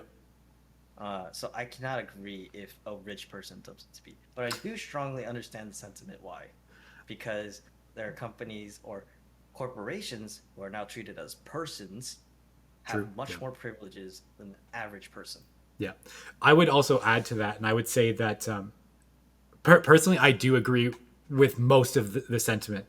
However, I would add to it and would say that it's not necessarily just rich people, because there are varying levels of richness out there. You can have like somebody like fucking Elon Musk, and then you have like Twitch streamers. Both compared to like people like you and me, we would both consider them both rich, but those are definitely Yes. varying levels of richness.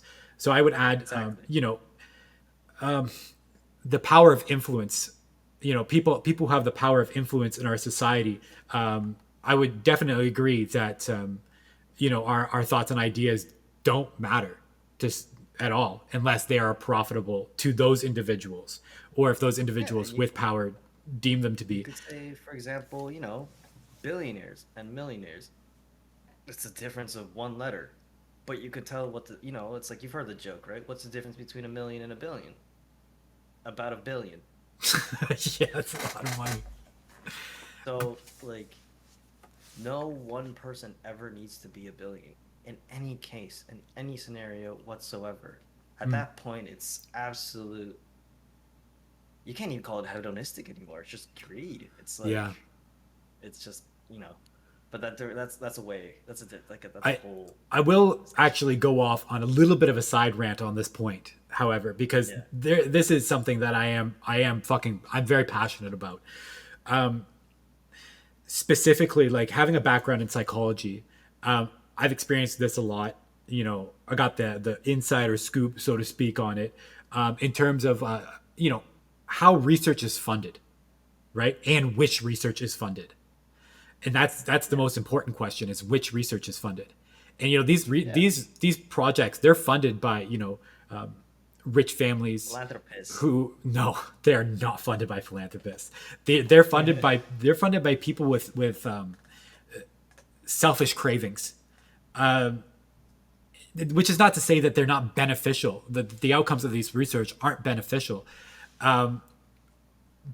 But psychology has gotten to a point where it's like the research that we are producing and the amount of money that we are putting into some of these research projects and just how we're allocating this funding is just fucking ridiculous.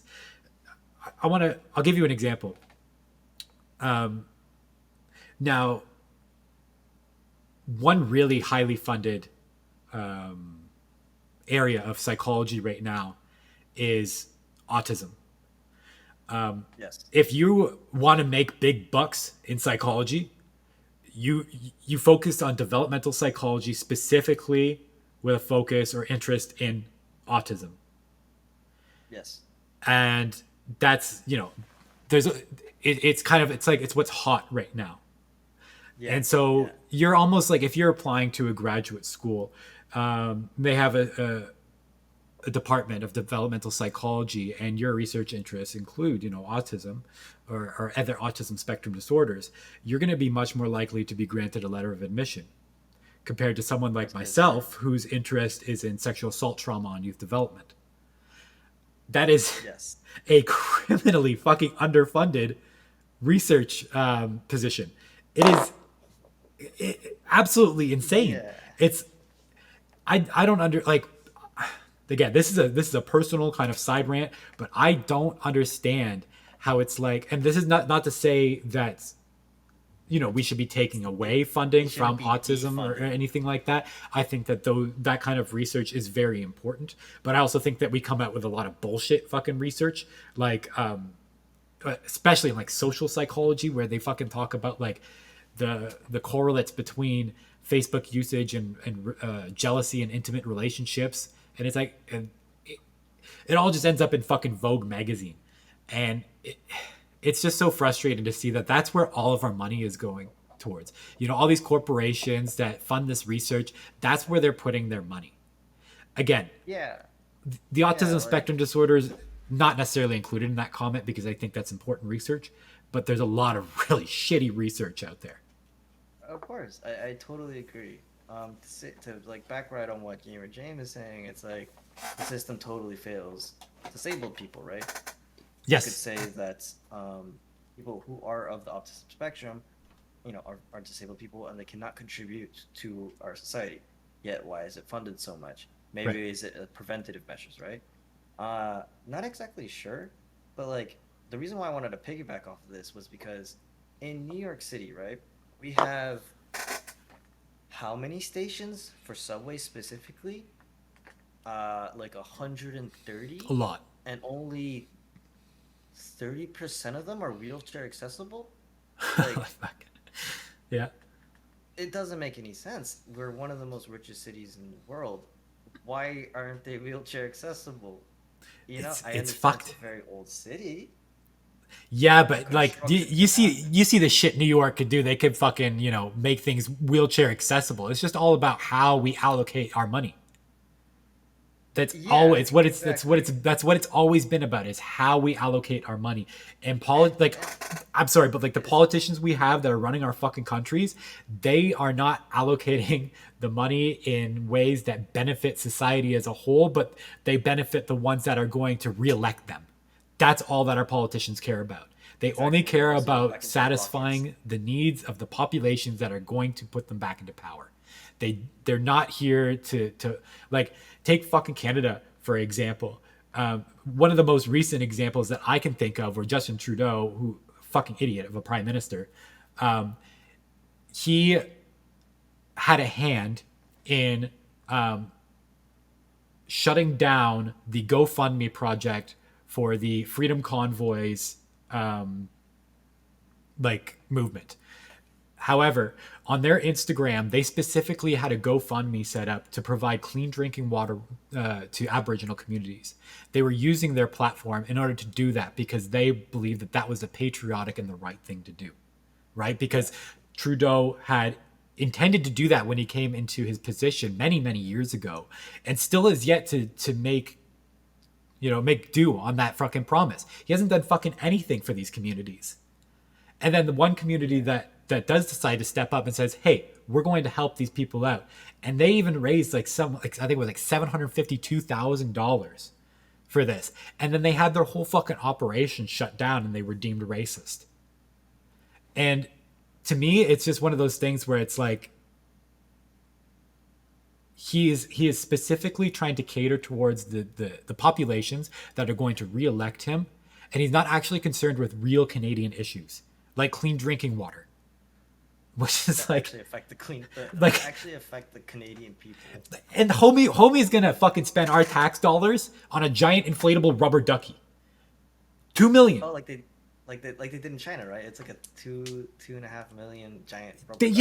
And fucking skating rinks that open up for a weekend for some kind of like festival. Millions of dollars to keep this open just for one weekend. Do you know how much that money could do for building infrastructure in order to get clean drinking water to these communities? Instead, we're spending it on fucking millions. Like rubber duckies and weekend hockey rinks. Yeah.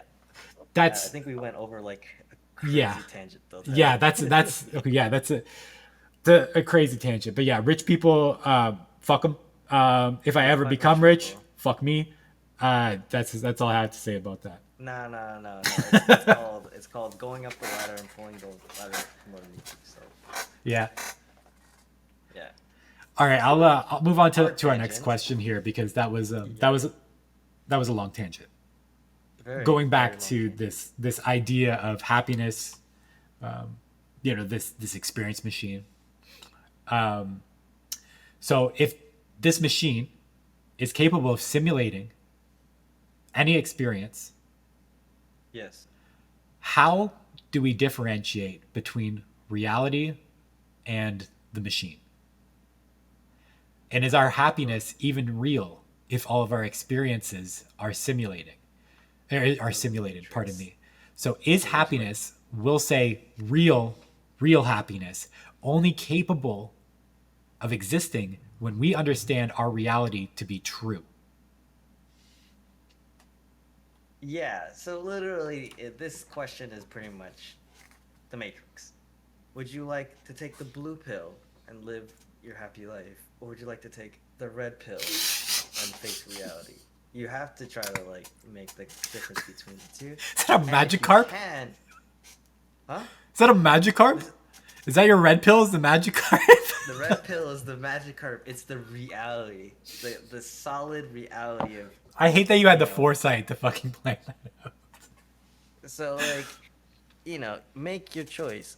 Would you rather live in a harsher, darker reality, or would you rather live within a simulated,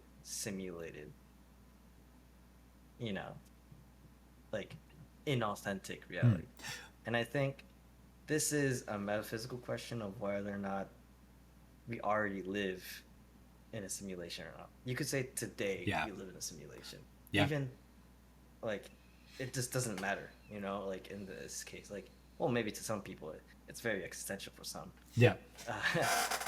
But yeah, I would say is the machine capable of experience the difference between reality and machine?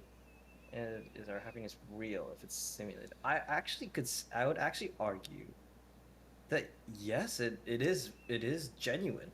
It does come from, even if let's just say I lived in a different world, like a Skyrim world where dragons exist, ghouls exist, even if that was simulated for me, whatever I had experienced and whatever joy I had felt, it is genuine. I would believe it's genuine.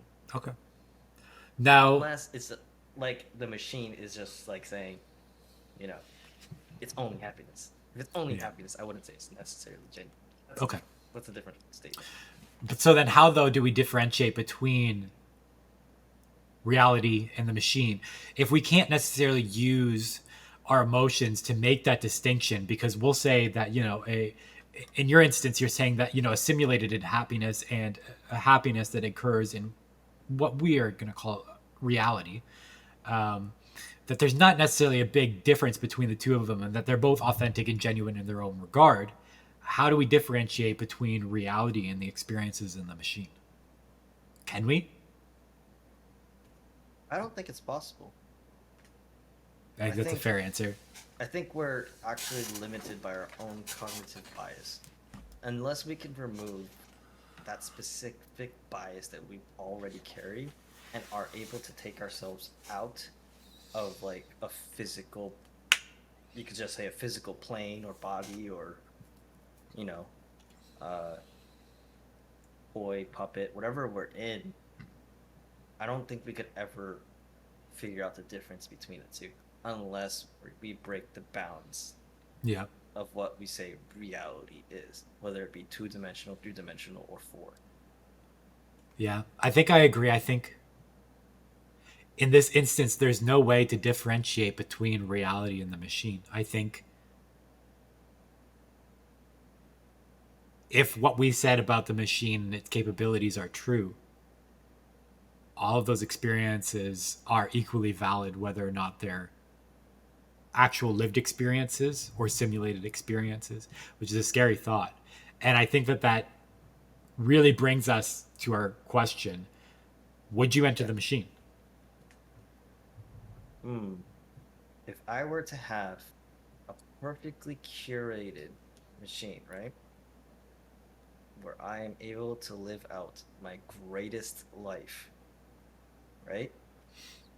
And the only downside is I don't remember who I am. Wait, do I remember who I am or do I not? Yep, you have all recollections, and the machine is going to make it make sense, make the circumstances of the moment you wake up make sense.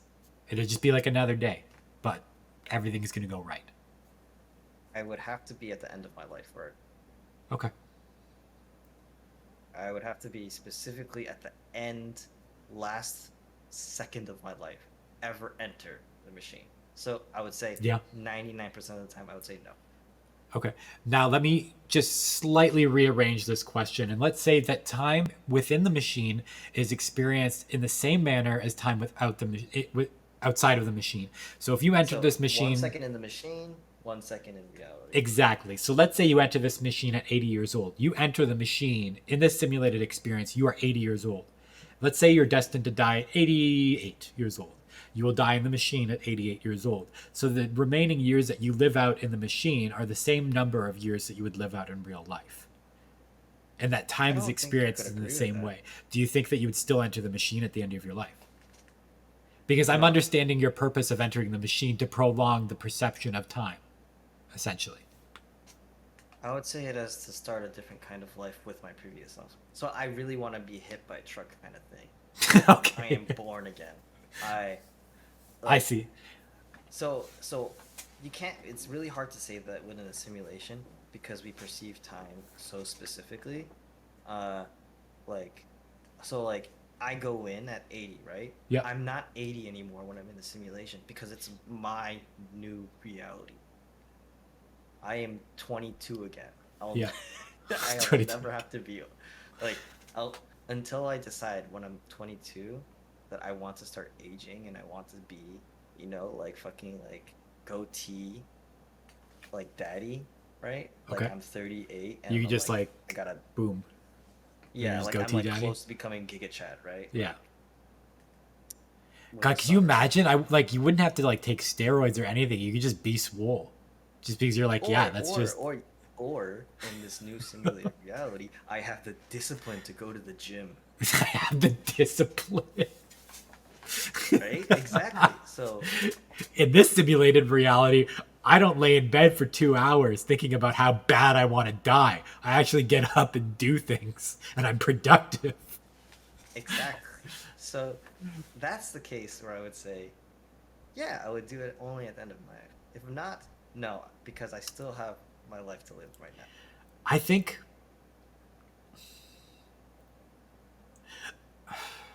I think I would have to be very, very desperate to say yes. I And that's think why I would. say at the end of life. I think even then I would have to have a very, very compelling reason. I think my most compelling reason is if I had a loved one and I lost that loved one, if I could then experience life with them again, Yeah. I think I And would you're enter the just like, machine. yeah. It's like And I think that's my only circumstance. yeah. I think which like I agree. Like the last time I blink is probably the one time I'd want to join. Yeah. Yeah, I could also go into the machine and find a loved one and make one. But that to Yeah. me that's the desperation Yeah, like, of oh my reuniting with a loved one Booba, versus finding Kaka, one. You know, like It's different. You could do that. I think I would say no to the machine. I think I just, for me, the foresight of knowing that the things that I'm experiencing are what I perceive to be disingenuine or inauthentic in nature, like these inauthentic experiences, because I have the foresight of knowing that, it would be enough to dissuade me from entering the machine in the first place. Now, I would do this knowing that these considerations are inconsequential because I wouldn't understand that they are inauthentic once I'm inside the machine. But I still think that the foresight of knowing that they would be inauthentic is enough to stop me from doing it. Again, my only circumstance, I think, would be to reunite myself with a loved one. I think that's the only reason I would enter the machine. Yeah, I think so I think to reunite with a loved one. I think that's the authenticity. What's extremely authentic to you, right? So, Elisa, it's inauthentic, or it would be authentic in the sense that as you're experiencing it, it is an authentic feeling. It is an authentic sensation because you're still being stimulated in the same or similar manner that you would be with natural or organic stimuli. Like, However, it's like saying, like you found $100 on the floor in VR, and you're like, "Wow, $100!" You know, it still feels good. It doesn't matter if it's simulated or not. Just Yeah. like, wow. yeah, And you didn't know. You Yeah. know, and like let's say you were Tyler's like living his life with the same love, right? And this time she doesn't order vanilla ice cream, and you're shocked because she's the vanilla person through and through. But now she got chocolate with rainbow sprinkles. It's the most exciting thing that could possibly happen to you because you have never expected it, and it makes you happy. It becomes authentic. yeah. I think another argument to consider, Elisa, and this wouldn't be my driving force. This wouldn't be like my primary reason for not entering the machine, but it would be a very important consideration for me. Is the idea, we talked about this earlier, about wanting to be a certain kind of person, right? And the idea of going into this tank and doing this, like jumping into this experience machine, I'm basically succumbing to this idea of becoming this inconsequential blob floating around in a vat of liquid that is going to amount to nothing in the real world, change nothing, and only hinder the world by consuming resources. So it is a very selfish decision to make because I'm essentially saying that my own experience in my own simulated reality is more important than the resources that are necessary to sustain my life in the real world, and whatever impact or implications that Yeah. simulated I would say- experience entails. So I would that's say, another yeah, thing to you're consider, goddamn- right? You're goddamn right. It's selfish, but hell yeah, it's nice. But that's just, that's another consideration. But I think that's just one more reason. What? Yeah, for example, like Lisa, I stop. like McNuggets, but what happens with McNuggets is that they come from very inhumane farms. I can't have McNuggets without those two because I'm extremely hedonistic. I like McNuggets, Yeah, right? yeah. That's So- that's just. You still Exactly, eat it's those like nuggets? It's a very important thing to me to Me too. I'm have still gonna eat the nuggets. nuggets. And You know? listen, some people's greatest contributions to society it's going to amount to being a good cashier at Walmart. You know what? And some people are satisfied with that. Personally, I'm not. That's why I want to do things like this, you know what I mean, to try to build a better future for myself, because I don't want to be that kind of person where it's my greatest contribution to the world is being a fucking mediocre fucking patient care assistant at a psychiatric hospital. You know what I mean? Like that, to me, that is demeaning of my ability. It's insulting. It makes me feel inconsequential. Yeah. I don't think you wish you were Andrew Tate.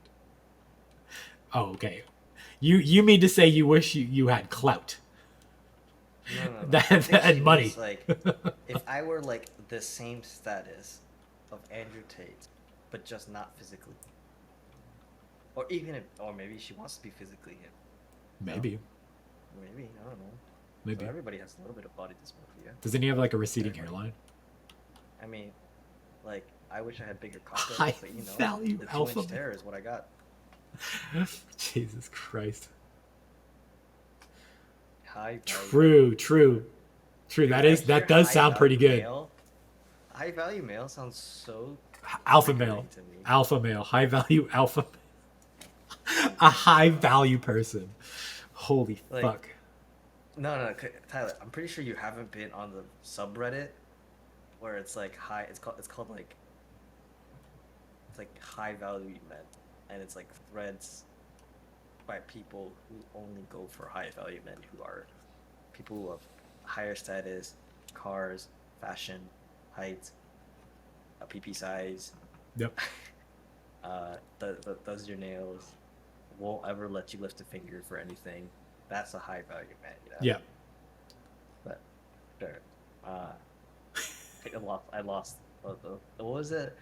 What was the question?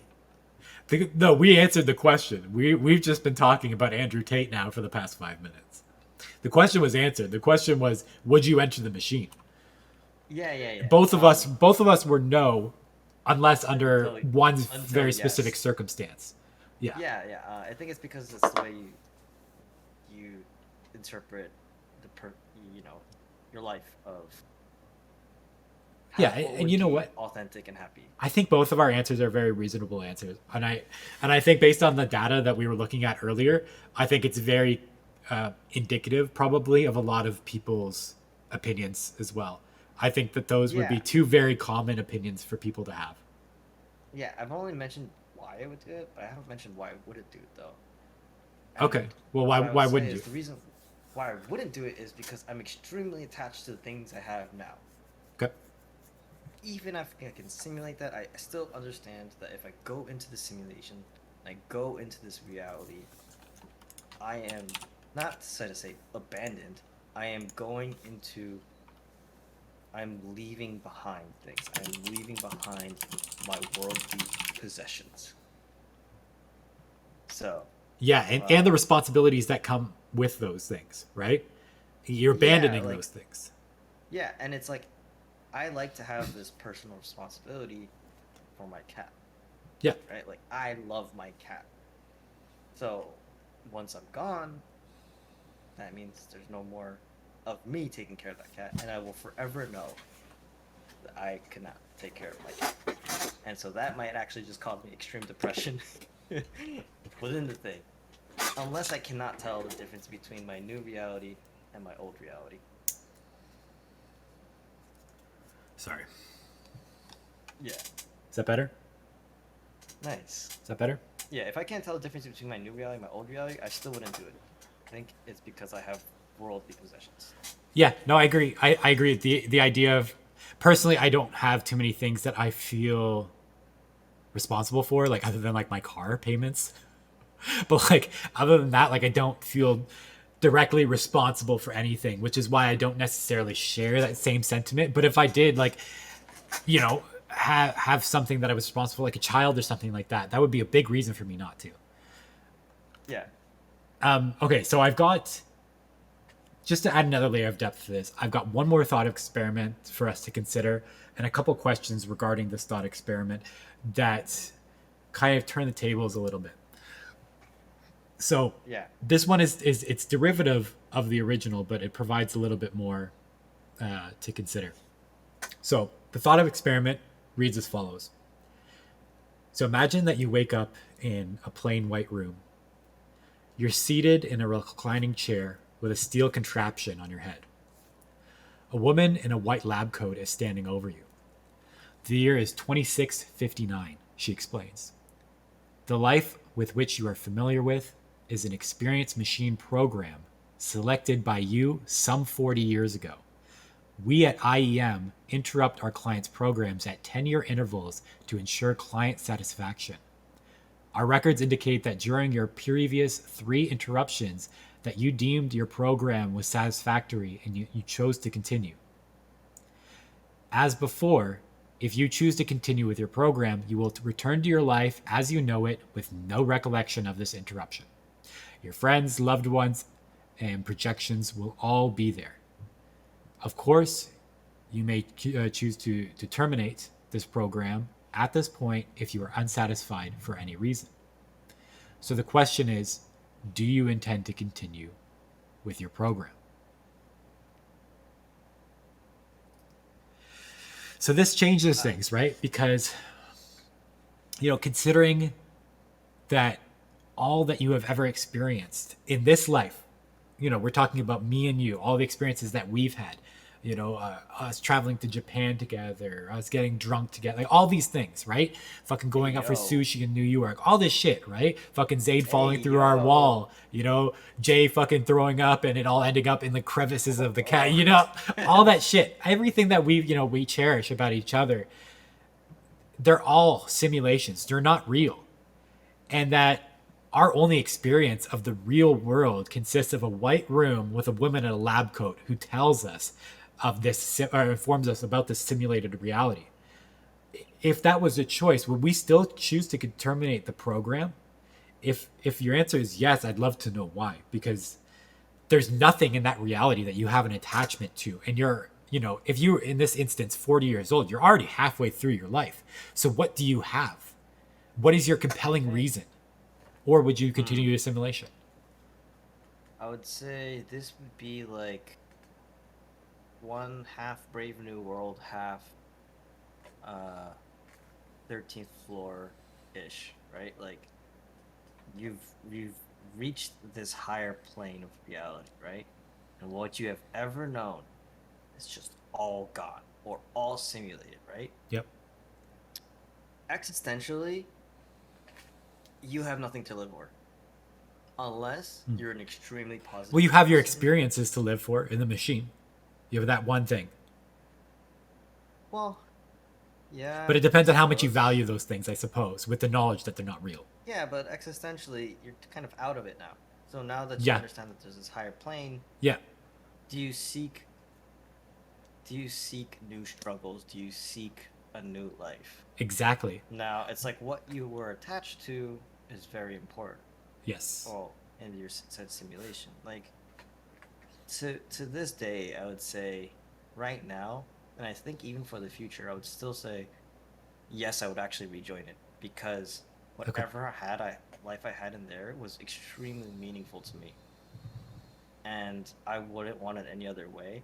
And if all my bounds of knowledge and reality were consistent and condensed within that simulation, then yes, I would wholeheartly go back into it because I wouldn't. It's so hard. The quality of life in this higher reality. We'll just say reality. We'll just say reality. Yeah. Well, I say higher reality because okay. It's just to differentiate things too. In this higher reality, I would just say like, yeah, I might give it a try. But yeah, if I've already aged, I'm at 40 years old, I'm stuck in a white room. I think by that time, it means that I've lived enough of my life to just go back in, and I would not remember ever going into the. And it would be a much easier choice for me at least. I think. And then I agree. I think I would also go back into the simulation, and that's hard for me to admit. Because it's not something, it goes against what I believe in the sense that one big reason why I wouldn't go into the machine in the first place is because I have the foresight of knowing that those experiences would be, in my opinion, inauthentic.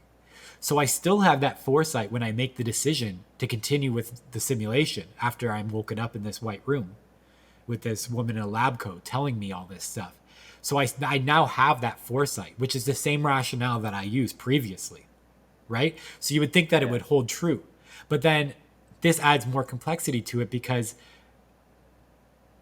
all of my loved ones, all of my attachments, my dreams and ambitions, everything that I've worked to become exists in that simulation.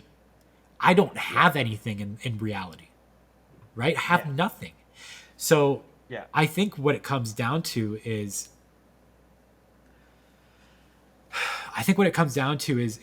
you know, where is your heart?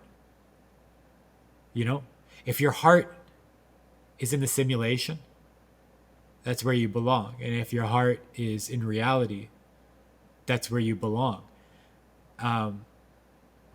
You know, if I were woken up in a room right now and I was given the option to never return to that simulation again or to do another 10 years, but in doing so, in joining reality, I would have to give up everyone and everything about myself. I don't think I could do it. Yeah, I agree. It would be a very difficult choice because it's like, let's just say for an example, you're 40 years old in simulation and you're supposed to be the best oil baron there ever was, right? And you're getting to achieve that dream, right? In this in this standard reality, the reality, right? Not the simulation, the reality that you live in now. Yeah. That means you're in a technologically extremely advanced place, and so all the ambitions that you had are just now gone. They cease to exist. Yeah. So whatever driving force that you have doesn't necessarily exist anymore. Yeah. You'd have to find a new one. Yeah, you would have to find a new purpose. And like now finding one is difficult. And there's this thing at IEM that are already able to simulate this perfect reality. So that means there's an imperfect reality actually. Yeah. That means the reality that we've woken up into is imperfect. It's imperfect. Yes, that's correct. Yeah. So what motivation would we have to return to that? Not even return. I won't even say return because it's not returning. Start anew? Yeah, what motivation would we have to join that reality? A reality that we've never really known. If you could probably, if like the extreme quality of life is so much higher, opportunities, and I guess I don't know, the need to procreate. Yeah, but you could simulate that, and maybe you even have a child in the simulation. You know what I mean? There's so much to consider, and it's. Let's just say if you were to take a philosopher, I don't think a philosopher would mind trying something new. I think that the driving force, the primary reason why someone would choose to join reality and discard everything that they've ever known and loved is because they value truth above anything. Exactly. And what's your existential meaning? Yeah, and that they couldn't live with themselves if they chose willingly to go back within that reality. And so they would end up in this predicament where even if their heart yearned to return to the simulation, to return to their loved ones, they wouldn't be able to because they value objectivity too much. I think that's the only kind of person that would say, yes, I'm joining reality. Yeah, and then you always say, oh, that was a simulation? Then what's not to say this is a simulation?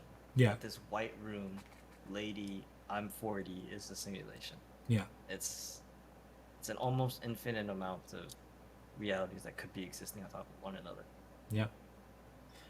It depends on how you see it, but there's a few good books about it. Yeah. So I think that about wraps it up, I think. Both of us, I think, have pretty solid answer. I mean, we're both no. unless one very No. specific, you know, circumstance compels us to do so. Yeah. But our justifications for not doing it, I think, are very reasonable, and I think that they're shared by a lot of people. Yeah, a lot of sentiments of normal Yeah, people. and to kind of bring back, you know, the whole the topic at hand. You know, is happiness all that matters? Based on what we've discussed, absolutely fucking not. No, Human I should kill your beings, dog. human beings, life in general, it's so complex. Whether it's simulated or not simulated, there's this idea of authenticity where if we take away the inability to experience things beyond just pleasure and happiness, we feel less human. And I think that that's really interesting sentiment that seems to be shared by a lot of people. And a lot of people seem to understand that without even having a deeper knowledge of esoteric topics like metaphysics and epistemology Exactly. and stuff. Like how would you explain a bittersweet feeling? It's like almost incapable. Yeah, Yeah. yeah. Especially if all you could ever know is pleasure and happiness. So Yeah. no, Yeah. I think you know, all emotions are valuable because they all have their own purpose. And I mean, personally, I think that, you know, we should embrace all of them, and seek to understand and tolerate all of them rather than avoid others. Avoid depression though. Yeah, ideally avoid depression. I mean, it's not. It's easier said than done, but and you know what? Going into this, I had a thought, and I Yeah. was like, why are like two fucking super depressed people talking about, you know, whether or not happiness How matters? diagnosed, Like- excuse you? Like how? Like it's just two fucking depressed people talking about whether or not, like what the meaning of happiness is. You know, how we perceive, you know, the importance of happiness. I thought that was kind of ironic. I think it's because if you're able to see the lowest of lows, you can see the highest of highs. True. And It- and the maximum value of high Yes. is not a good one. And so this is like coming from two fucking depressed people who like we're like it would be nice to be happy, and we're still saying that, you know, we would still choose our own humanity over a life of nothing but pleasure and happiness. So Yeah, I mean, I would like that if I was like, gates of heaven are right before me, you know, like the ones Yeah, in of course. Supernatural where you get like a door to your room, and then whatever you had ever wished for is in that room. Then sure, fine. That's Yeah. a great, you know, post life meaning. But since we're in the life, you know, yeah, it's not that easy to. yeah. What was I say? Lisa's just talking about how fucking depressed she is now. Oh, I see. Don't Oh, worry, going to Lisa. sleep? We have established that happiness is not all that matters in life. So you're chilling. You're fine. You know, Yeah, vibing. you know, Yeah. be depressed like the rest of us. Stop being weird and trying to be happy. Well, you don't All have to right. be happy. You could be content. Yeah, none of us are qualified to talk about happiness, and yet here we are, 2 hours and 10 minutes in. All right, I think I'm probably going to call it a wrap there. Sure. Kaz, thank you. Thank you for having me over. Thank you so much for you know, taking the time to be on this podcast with me, especially considering it's my first one. I really appreciate it. I really appreciate your input. I know you said you didn't want to plug anything, but I will be uploading it to YouTube. So if there's anything you'd like to plug, now's the opportunity. If not, it's all No. cool. I'll just wrap it up. Absolutely not. Please do not follow me. I do not want anybody on my socials. Go away. All right. Well, you can find my shit right below here. Twitter, YouTube, fucking Instagram, even TikTok. It's all the same shit. I post the most spiciest shit on these two here, especially Twitter. I'm an absolute menace on Twitter, so go follow me on Twitter. Everyone that came for the stream, appreciate that. Everyone who watches this on YouTube, appreciate that. Thank you guys for Yeah. watching. I hope you guys got something out of this. And I'll see you guys next time. Adios. Peace. See you.